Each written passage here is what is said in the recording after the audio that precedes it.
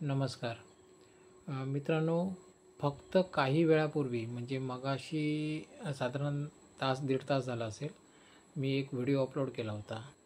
HIV doctor आहे 1986 मधला. तर त्या मुलासाठी लगेचच 3 मुली आलेल्या आहेत. कळलं ना?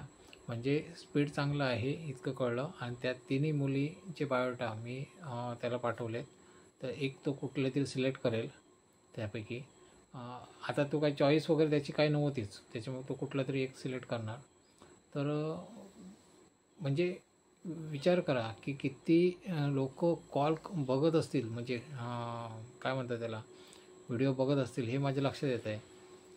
फक्त काही वेळ झाला होता आणि ते टाकलं होतं, तर इतका रिपोर्ट येतो आहे, म्हणजे माझे चॅनल बघतायत लोक, इतकं तरी कळलं. त्याशिवाय इतर जर कोण असतील, म्हणजे HIV बाधित म्हणा किंवा कुठल्या तरी संकटात असतील असे, तर त्यांच्यासाठी सुद्धा आपण ट्राय करू शकतो.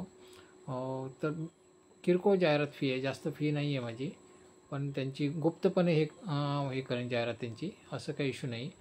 त्यांचा फोन नंबरसुद्धा शो करणार नाही मी, एवढं गुप्तता पाळेन. तर मित्रांनो, विश्वासाने जाहिरात देतात लोक, आणि त्यामुळे त्यांची पण काळजी घेणं हा माझं कर्तव्य आहे. त्याच्यामुळे कसं मला पण समजतं खूप काही गोष्टी. कोणाची माहिती, प्रायव्हेट माहिती लीक करू शकत नाही मी, आणि लीक जर केली तर तो गुन्हा आहे हे मला कळतं आहे. तर त्याची काळजी घेऊन मी सगळं करतो आहे हे, आणि चांगलं यश मिळतं आहे मला.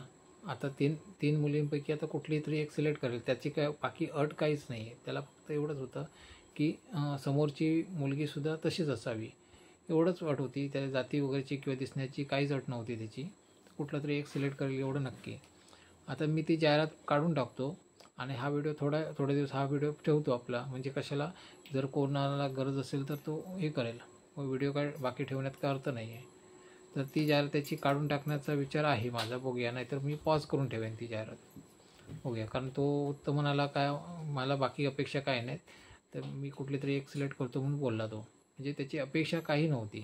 कळलं ना मित्रांनो? बरेच प्रसंगात असतात लोक, खूप वेगवेगळ्या प्रसंगात असतात लोक. मग अशा वेळी आपण मदत करणं खूप गरजेचं आहे.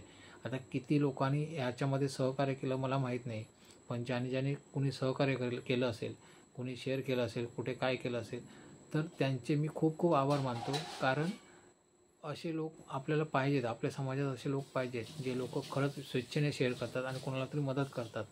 असे लोक आपल्याला हवेत. तर खूप खूप आभारी आहे मी सगळ्यांचाच, म्हणजे जे लोक शेअर करत आहेत त्या लोकांचा, आणि लोक बघत आहेत त्यांचासुद्धा. तर मित्रांनो, तुम्हीसुद्धा इतर जे कोण आहेत ते सुद्धा छोटी मोठी जाहिरात देऊ शकतात, म्हणजे जर त्यांची परिस्थिती असेल तर. आणि जर शक्य नसेल तुम्हाला जाहिरात देणं, तर आमची वेबसाईट आहे वधूरवार्ता.com, ती पूर्णपणे फ्री आहे. स्वतः म्हणजे आम्हीच बनवलेली आहे, आम्ही म्हणजे डिझायनर आहे, तर त्या बनवून घेतली आम्ही डिझाईन करून.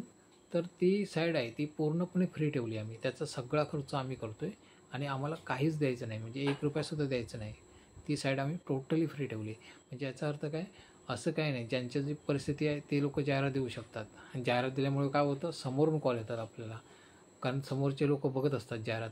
जाहिरात म्हणजे बायोडा, आणि तो बायोडा लोकांना दिसतो आणि ते लोक कॉल करतात, असं ते सिस्टीम आहे.